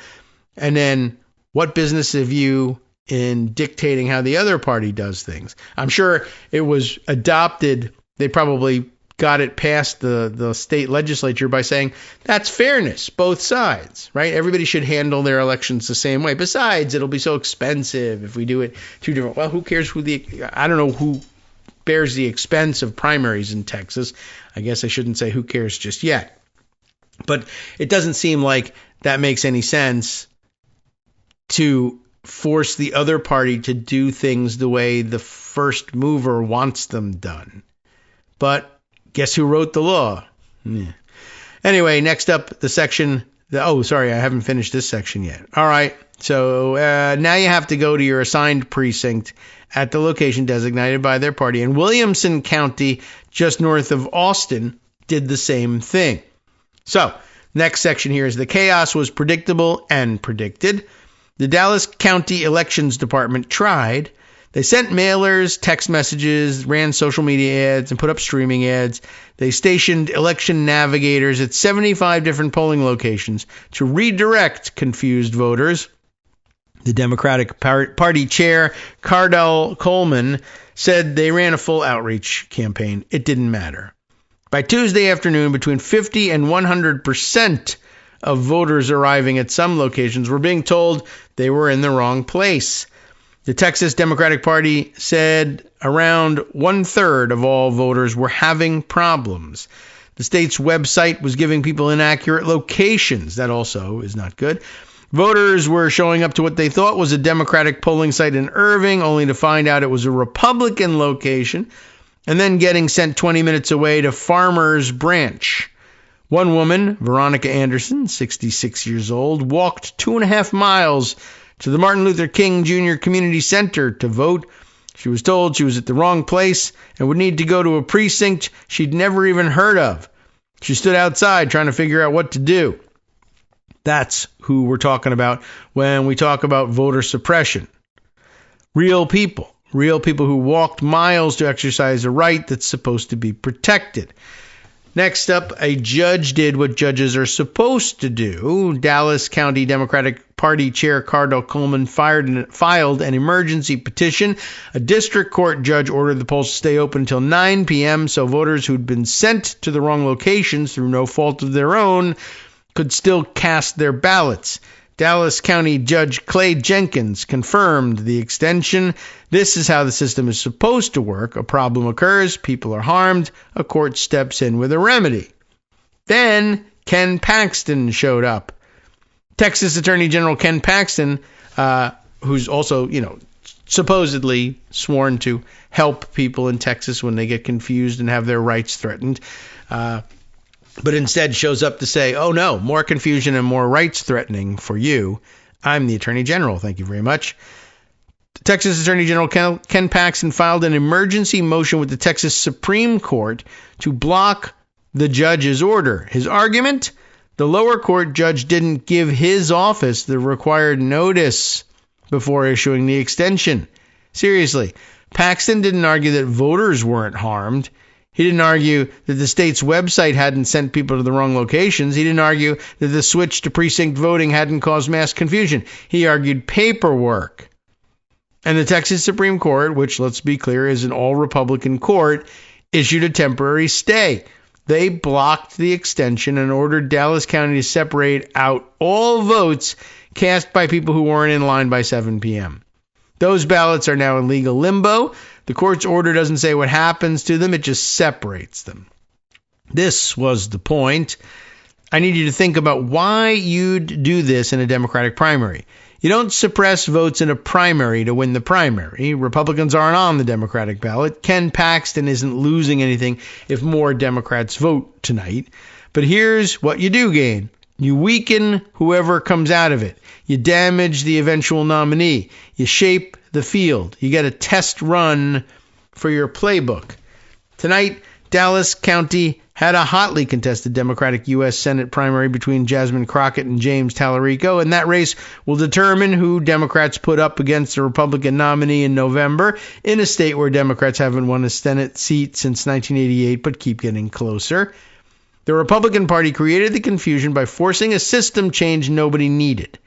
The state's own website gave voters bad information. A judge tried to fix it. And the Attorney General, who, by the way, is running for Senate himself in the Republican primary, ran to the state Supreme Court to make sure the fix didn't stick. The government created the problem. A court ordered the remedy. The AG killed the remedy. And now there are ballots sitting in a pile, separated, waiting for someone to decide if they count. This is March. Imagine November is the last section here. This was a primary with relatively manageable logistics compared to what's coming in the general election. If they're willing to force a voting system change, create mass confusion, and then rush to court to block the fix in March, what do you think November looks like? Dallas County is the second largest county in Texas. It's overwhelmingly Democratic. It's exactly the kind of place where voter suppression has the biggest payoff. Write it down. March 3rd, 2026, they just showed you their whole playbook. That's the conclusion here. Now, I'm not positive that that's the conclusion I would have drawn from all this, although I'm thinking, well, like in this case, this was triggered by, let's assume it's a dirty trick. County Republicans say, hey, we have the opportunity to switch our primary to precinct level only voting. And if we do that by Texas law, Democrats have to do the same. Far more Democrats around here than there are Republicans will be screwing with more voters, more Democratic voters than Republican voters. And also, whatever, who cares? I don't know what makes them do it. But they have this ability to declare how they'll handle their primary, and state law then requires Democrats handle it the same way, which I think is stupid. But in the general election, what power would the Republicans have to change to force a change in the way voting is done? Well, I don't know what the mechanism is, but it wouldn't be a Republican county chair saying, I want the votes handled this way. That only applies, I would think, to a primary. But it may be that at the state level, who knows, maybe Ken Paxton is in control of that or has some lever by which he can exert control there and say, we're changing it. Or maybe the playbook is, well, everyone will have just gone through this terrible situation where we have the precinct level voting. And although we have no mechanism unilaterally to change the way balloting will be done, voting on election day in November, I guess they might be saying, well, if we do nothing and everything reverts back to county-wide voting, then all the people who encountered problems will go into November thinking, oh, I'm going to have problems again, and instead of going to their more convenient county location of their choice, will go back to the precinct that they may have been directed to if they were directed there correctly. If they were directed incorrectly, who knows what they're going to do. But maybe that's the idea, that people won't know where to vote, but we have between March and November to tell people that. unless there's some other mechanism whereby Republicans are planning to change to yet another location the places where voters in certain heavily Democratic areas are sent to vote. That could certainly be the case. But I don't know that this same mechanism is the mechanism that they can use to do that.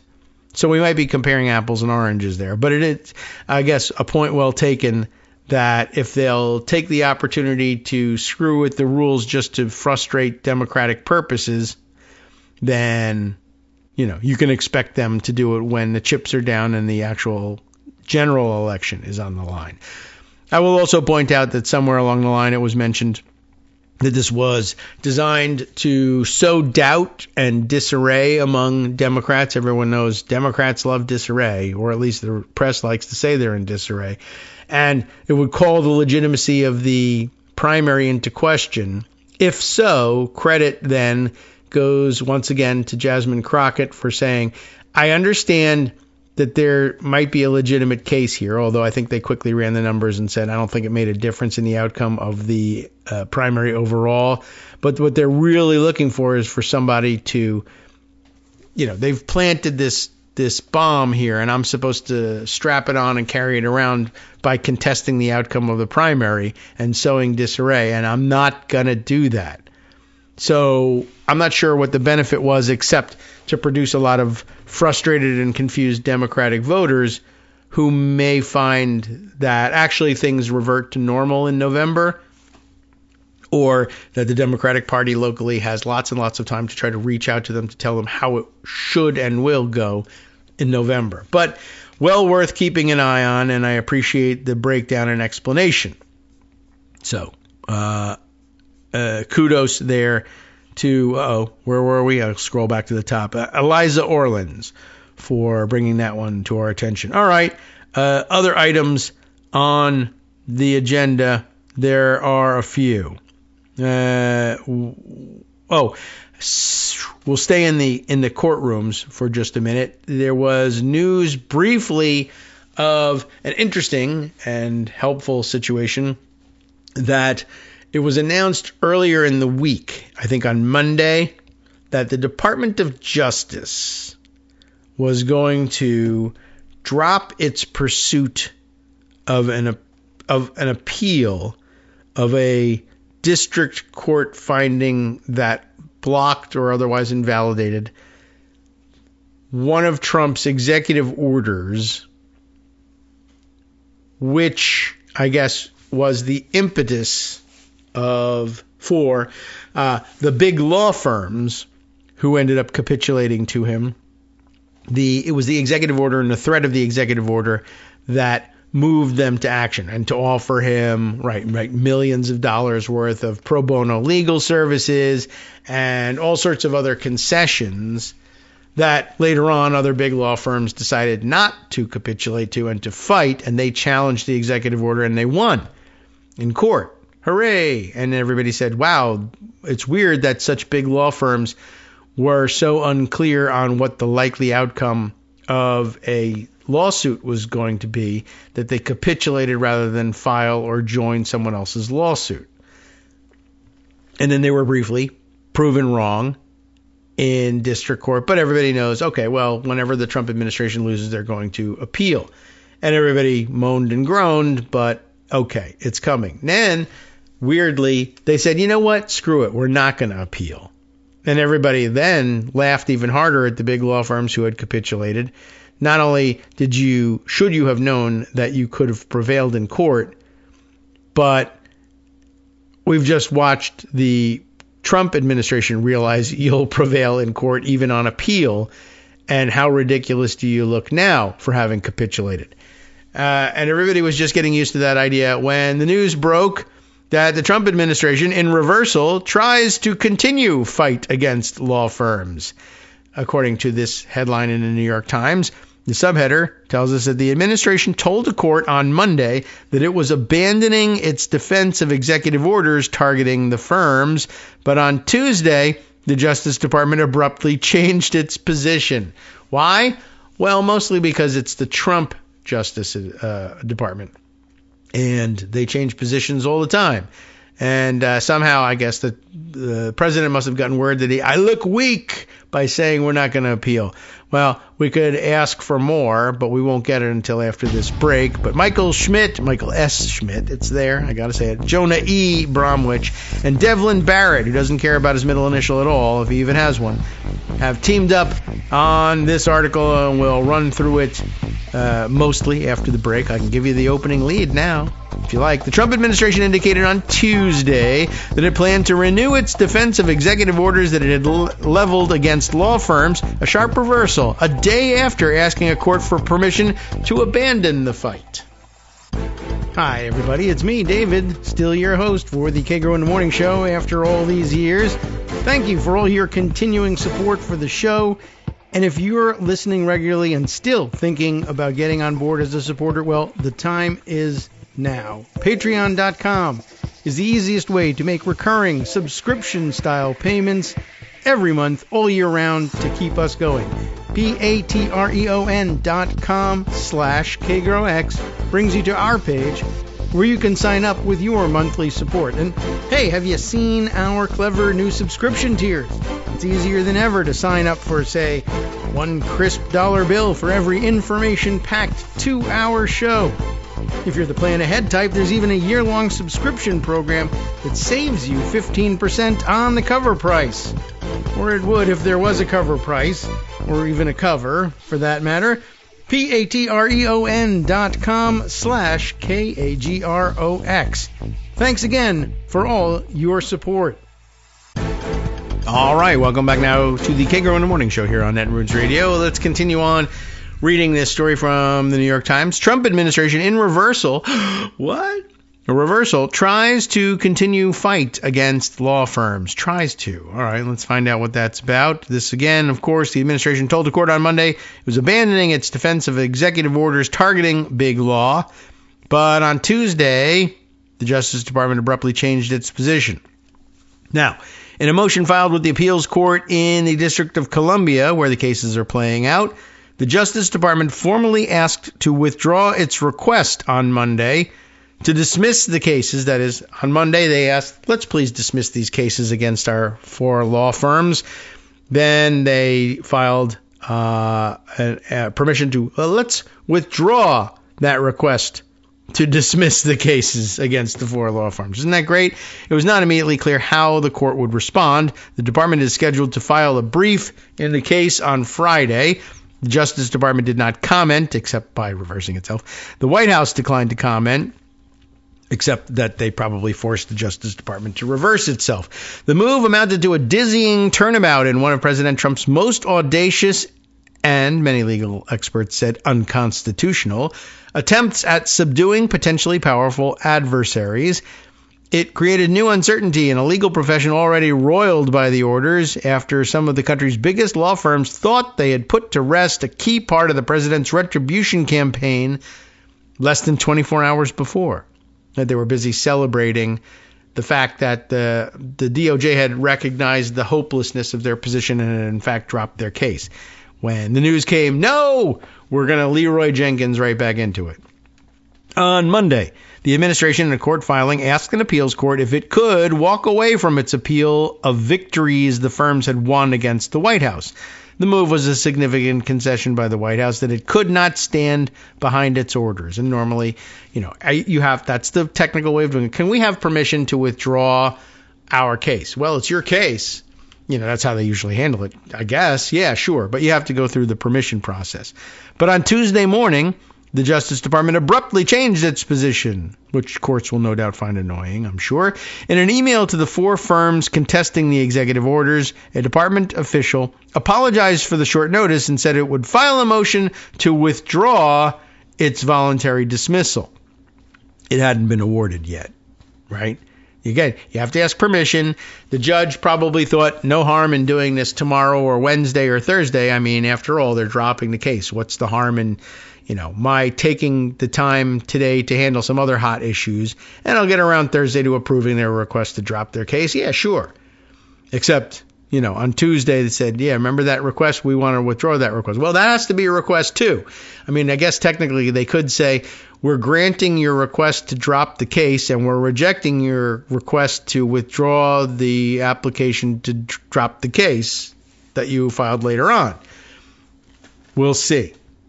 They have to have a reason for it, but I suppose it could just be you're too annoying. That could be it.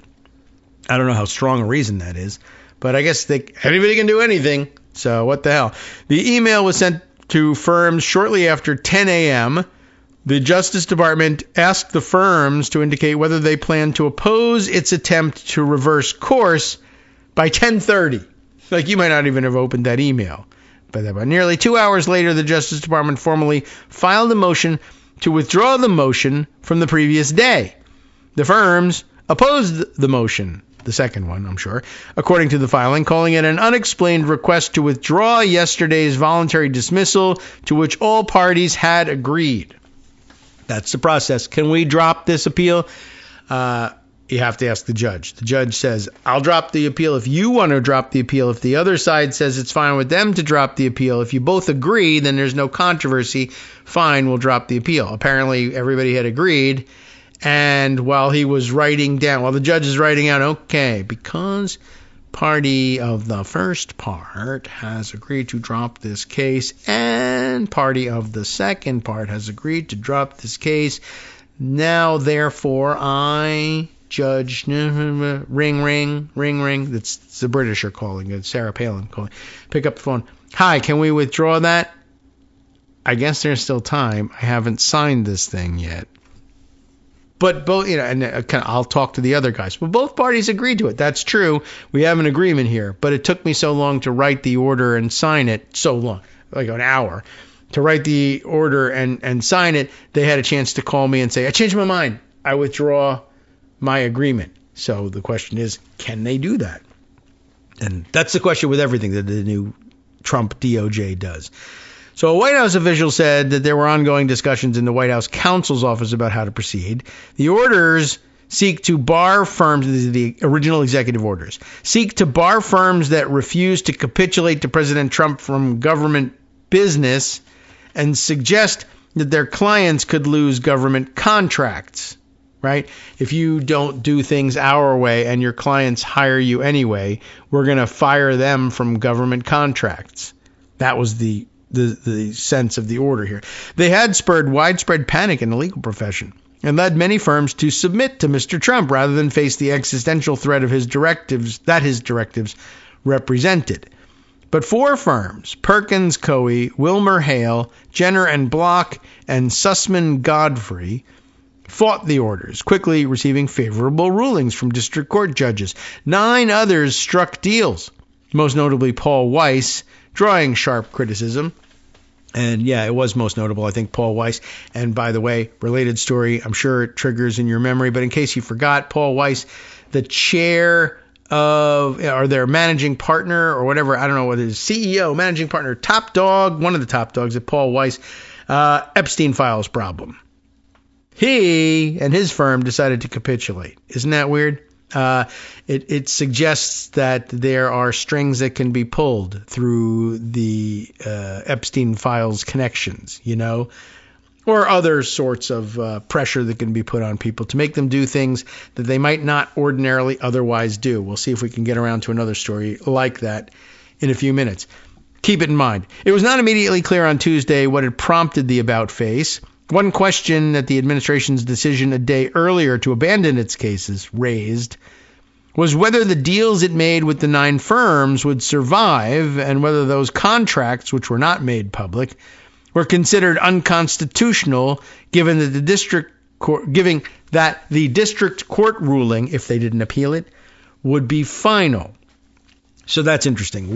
Are the contracts that the firms signed, firms that capitulated, signed with the White House, I guess, or DOJ, I don't know who they signed with, are they unconstitutional in some way, given that the district court ruling would now stand, if there was no appeal, that it was in fact unconstitutional for the president to order such a thing and to make such threats in his executive order? That's a good question. And yeah, I mean, I guess that's why the offer to drop the suit, the decision to drop the appeals on behalf of the DOJ was so surprising. Usually they'll say, we got a stupid loser of a case here, but we can't at this point be on record saying this was never our position. We have to insist that the president's position was constitutional. That's our job. I mean, I guess, especially under this administration. Anyway, very unusual. Shira A. Scheindlin, a former federal district judge in Manhattan, said on Tuesday morning that assuming the Justice Department went through with its plan to withdraw its motion to dismiss, it may have been looking to avoid that outcome. That is to say, leaving a district court ruling of the unconstitutionality of the president's executive order in place. She expected that the administration would lose at the appeals court level, but might have some faint hope at the Supreme Court. Yeah, I guess it's always possible. She said the swift reversal was highly unusual. How embarrassing to reverse yourself after all the bad press, she added. Quite true. That's the end of the article. And that's all you need to know about that right now, but we'll see how things develop in the next couple of days and see whether the judge is willing to let them reverse their decision to drop. Probably out of it, an abundance of fairness. This is the way judges very often operate. Well, fine. I hadn't actually executed the order dismissing the cases yet, dismissing the appeals, so we'll let it go. I know everybody thought that this was a done deal, but what can I tell you? It ain't done until the paperwork is signed. And you know how Trump is with paperwork. So, what was the connection that we were making mentally? I'm trying to remember exactly, because I think I know where we were going with this, but I wanted to scroll down to that part of the story that reminded me of this. Where was it? Up here? No, I can't remember now. Dang, I had a whole connection here, but I think I remember what area of. Well, I remember what story we wanted to do. Just now I can't. Well, we'll read it and see if we can't. I should have made a note to myself about what was the connection. Not even clear whether the about face was it. All right. Well, at any rate, I'll read you the story. I picked this up from Blue Sky last night from Julian Sanchez, normative, from the old days over at Twitter, and. Anyway, this is, how shall we read this? In reverse order, I suppose. The panic set in when Kyle Clark picked up this, presumably Twitter statement from Jared Polis, governor of Colorado. And the post reads as follows. Last week, former state senator Sonia Jaquez, I don't know if it's just Jaquez or Jaquez Lewis, was sentenced to probation and community service after being convicted of 4 felonies, including one of which was attempt to influence a public official. Okay, she made a horrible mistake, and she was wrong. I hope she learns from this and can rebuild her life. As someone who has known Sonia as a friend for many years, on a personal level, I was glad to hear she isn't going to prison, which is a hard place for anyone, no less a retired 68-year-old pharmacist. But it is not lost on me, says Jared Polis, that she was convicted of the exact same felony charge as Tina Peters. Oh no. Attempting to influence a public official. And yet, Tina Peters, as a non-violent first-time offender, got a 9-year sentence. Now, you're probably already objecting, and I hear you, because I have the same objections. Justice in Colorado and America needs to be applied evenly. You never know when you might need to depend on the rule of law. You never know. This is the context I'm using as I consider cases like this that have sentencing disparities, which is why I have extended the deadline for clemency applications until April 3rd. There's another month now. I will be making decisions on these cases throughout the remainder of my governorship. What is going on here? Kyle Clark, picking up on this, says this is the strongest signal yet from Colorado Governor Jared Polis, a Democrat, that he'll give clemency to Tina Peters as President Trump has demanded. Polis notes a former state senator, Democratic state senator, recently got probation on charges that drew prison time for Peters, who unrepentantly defied the judge at sentencing. So already Kyle Clark picking up on some of the differences here, but Julian Sanchez says what we're all thinking here, or what we should be thinking anyway. This is ludicrous. The charge may be the same. Yes, they both drew a charge of attempting to influence a public official. I don't know what Sonia Jacquez Lewis did. There may have been other charges. I'm not sure. I'm not certain of the circumstances of her case. Maybe Julian is. But I'm familiar with the Tina Peters case. So that was one charge. They both did have that charge. I mean, it is kind of ridiculous to compare the two, or to even think that there necessarily needs to be a comparison made, because they both drew one of the same charges. Like, if I am charged with, attempting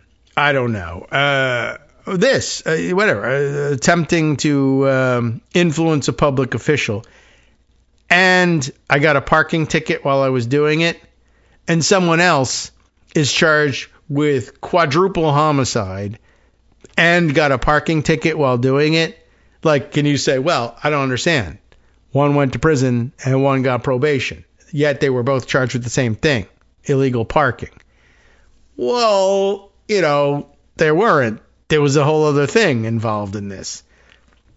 And as Julian points out, the charge, or at least this one charge, may be the same, but the facts are utterly different. This is the sort of thing you say when you're looking for an excuse to capitulate without seeming like a capitulation. Nobody familiar with both cases could seriously claim they're remotely analogous. I guess he knows what happened here. Lewis faked testimonials from ex-staffers in an attempt to convince an ethics committee that she wasn't mistreating her staff. Obviously bad and stupid. Peters conspired to let a bunch of right-wing crackpots tamper with secure voting machines, which then had to be replaced, and remains totally unrepentant, by the way.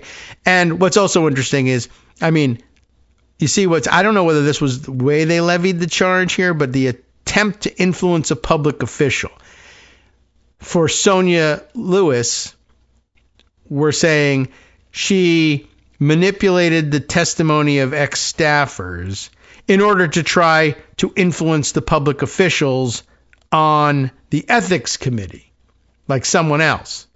Tina Peters attempted to influence a public official too, among other things, but who? I don't know. But by the way, they're both public officials themselves, but like Lewis isn't attempting to use her position as a state senator to gain a seat on the ethics committee that's overseeing her own case and reverse it. That's really closer to an analogy of what Peters is doing. Peters attempted to use her position as clerk to allow this crime to be committed. That is a very, very, very different thing. And even if they ended up drawing the same charge, maybe Peters also attempted to influence another public official besides herself. But on top of it, there was this direct abuse of her power in the position of clerk. And while it's an abuse of power, certainly, for a state senator to try to manipulate the outcome of an ethics investigation by manipulating her staff's testimony, she was being dragged before this ethics committee. She didn't sit on it. She didn't use her position. I guess she tried to attempt to influence public officials by giving them bad testimony so that they would make the wrong decision. But it's not nearly the same as saying, I'm in charge of security at this election site, but F it, you guys break in and steal stuff. That's a very different crime. And she was unrepentant at her sentencing about it, right? The judge had to say, you're not a hero, you're not a patriot, you're a charlatan, you deserve to be in prison. Both of these folks deserved to be punished, Julian continues, but these are just obvious offenses of a very different magnitude, obviously offenses of a different magnitude. You cannot claim with a straight face that it indicates some bias in the system that they would receive different sentences. Hell, this is precisely why criminal statutes typically give judges a fair amount of latitude in the severity of sentences to impose. Because the same statute often encompasses a wide range of conduct that is not exactly equally bad. And it's easy enough to imagine, right? Again, if the charge is attempting to influence a public official, if you say, I'll tell you what, if you let me off the hook, whether it's an ethics violation or anything, if you do this for me, I'll get you those tickets to Hamilton you were looking for. That is bad. That is an attempt to influence a public official. Also an attempt to influence a public official. I'll tell you what, if you let me do this, or let me off the hook, or whatever, I won't murder you and your whole family. If you dismiss these ethics charges, you're in the clear. No more threats against the lives of all of your children and grandchildren, because I'm the one doing that. There you go. That is an attempt to influence a public official. One, with Hamilton tickets, the other, mass murder. But the charge is the same, at least that one charge, attempting to influence a public official. Should they receive different sentences if both are found guilty on that charge? Yes. Is it stupid to compare them? Yes. Now I remember what the point was that I was going to make. Good. I knew I would eventually if I read this thing long enough. So anyway, following that comment from Julian are a number of comments of people saying, oh my God, Jared Polis, you're an idiot. I hate that guy. He's so dumb. He's got no morals. Maybe all of that is true. Although it is kind of interesting. Like he's got no principles whatsoever. For somebody with no principles, like literally no principles whatsoever, he outlined what was supposed to be kind of, I guess, supposed to make people with principles scratch their heads, stroke their beards, and say, maybe there's a point here. After all, it was the same statute. Why should these sentences be so different? Julian Sanchez answers that, I think, more than adequately. What came to mind as a comparison with the big law firm stuff and capitulation stuff was now, of course, people are saying Jared Polis could be capitulating to Trump, who said, I'm going to pardon Tina Peters. You can't, sir. She was convicted on a state crime. Shut up, egghead. Find me a way to pardon Tina Peters. And they came up with threaten to withhold funding from Colorado. All sorts of, whatever they could do to make life in Colorado worse from a federal level, they would threaten to do unless Polis would make effective Trump's promise to pardon Tina Peters. If he can't do it himself, he wants to make it happen in such a way that it looks like he takes credit for it. I'll find the person who has the power to pardon Tina Peters and force them to do it through trickery, through threats, through bribery, whatever it is. Then I'll say, see, I told you I was going to get her pardoned. And I did, even though it involved, these threats and this coercion. But I did say, I ended up saying, this is in agreement with Julian Sanchez. Not only is it ludicrous, it's so ludicrous, the comparison, that it makes you think that Jared Polis, unless you do, in fact, and lots of people were willing to say so, think Jared Polis is so effing dumb across the board, just so stupid, that he really genuinely thinks Orange man want pardon, me give pardon. I mean, I don't know how you could be that stupid and then write this statement. Surely someone could have written it for him, but to write this statement, well, in a moral universe, I want to balance this, and the appeals for clemency, and after all, it was the same charge. I mean, it's a misapplication of logic, but it is an application of logic. badly, poorly done, bad comparison certainly, but it's not something that someone who's just so dumb that they'll just do whatever Trump asks would say. Instead, it makes you think there's some sort of manipulation going on here. What is interesting is, of course, he wants to let Sonia Lewis off the hook for her manipulation.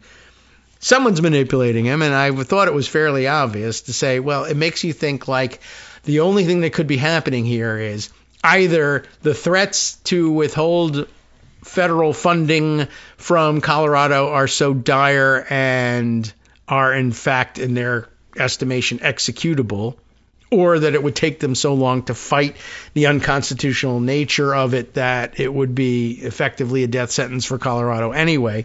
Or there's the possibility, of course, of, all of your family will be killed. Or, I'll put a bomb in your car unless you pardon Tina Peters. I don't know that he said that. I can't imagine. That would be far beyond what has so far happened. It hasn't been his general practice, Donald Trump, to directly make those sorts of threats. Although it was never really his MO to make them. He loves the mob movie boss type of thing. Send someone else to make vague threats. Nice family you got there. Be a shame if something were to happen to it. I don't know. I don't know that any of that has happened.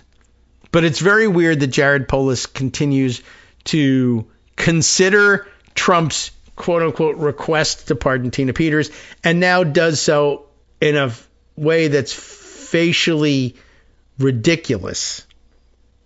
It makes you wonder what sort of influence he might have over Jared Polis. And, I guess you ask the same thing about why some of the top law firms with the best and highest paid, and so therefore must be the best, but some of the top lawyers in the country would look at this facially unconstitutional executive order from an idiot and say, let's capitulate. Even though just months later, your peer firms proved to you, no, it was actually very easily addressable in court. We kicked their ass just like we said we would, and they, for a moment, even dropped the appeal. Now they're back trying to ask to undrop the appeal because they know that it will mean that they're conceding the point that the whole executive order was unconstitutional on its face, even though we said that it was. You probably also knew that it was, but at least you, this one guy, are also in a very odd position with respect to Donald Trump. You're in the Epstein files along with him. He's the guy preventing these things from coming to light. At least the worst of the worst, presumably, still has not yet come to light. Presumably, what has not yet come to light because it's being hidden is being hidden because it's the worst of the worst. I don't know that it is. But if you are in those files as well, and then you do this weird thing where some law firms say, what are you effing kidding me? This is unconstitutional. This is the most obviously unconstitutional thing I've ever seen in my life. Even the Justice Department knows it. They don't even want to defend it. But you, my peer, say, I don't know. I got reasons. I'd like to capitulate. I find that interesting. I don't think that means Jared Polis is in the Epstein files. I doubt it. It doesn't make any sense. But does anybody's presence in the Epstein files make any sense? I just don't think the timeline is right and the circles are right. But it does make me think that perhaps there's something else, because this position he's taking is sort of like, this is almost like cry for help. It's like blinking in Morse code in your hostage video to me. Others are just mad and hate Jared Polis, and they may be right. I do not know. I just wanted to kind of throw that one out there as we watch this one develop over the next month. There really needs to be outcry from rank and file Democrats in Colorado, though. Jared Polis, you cannot be serious. Contact the governor. Let him know what you're thinking. The power is his. He may not have to listen to you, but that's how I would spend my time if I were a registered voter in Colorado and had a head on my shoulders. So you might want to do the same. Anyway, all right, time now for us to move on from here. Let me see. Is there something else short? There's another. Yes, right. No, we did make mention of this one. I just wanted to, credit Nate. Is it Nate Blowen? Blouin. No, well, I'm sorry, not him, but the number one Nate Blouin for Congress stand. I don't know who that is, but the address, the actual address name on Blue Sky is for Purtah, Purrtah at bluesky.social.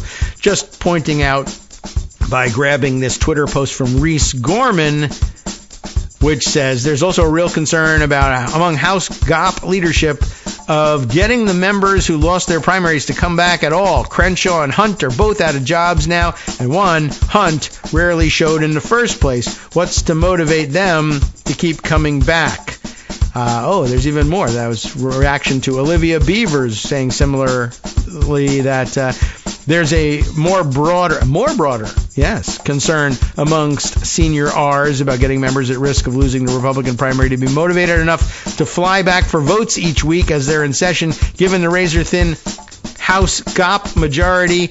And then the original poster here on Blue Sky saying House GOP leadership allegedly worried Hunt and Crenshaw just stopped showing up after their vote losses tonight. True enough, in terms of getting together a working majority in the House.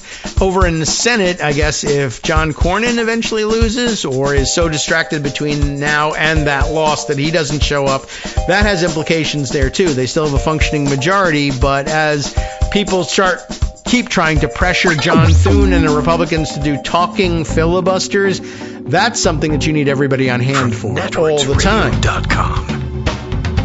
You have been listening to Kagro in the Morning with David Waldman. Anyway, just technically speaking, they would be able to pull that thing off even without Cornyn, but then other senators will very quickly learn to resent Cornyn for napping at home while they sleep in cots in the cloakrooms on the Senate floor in order to keep things going. You get the idea? All right.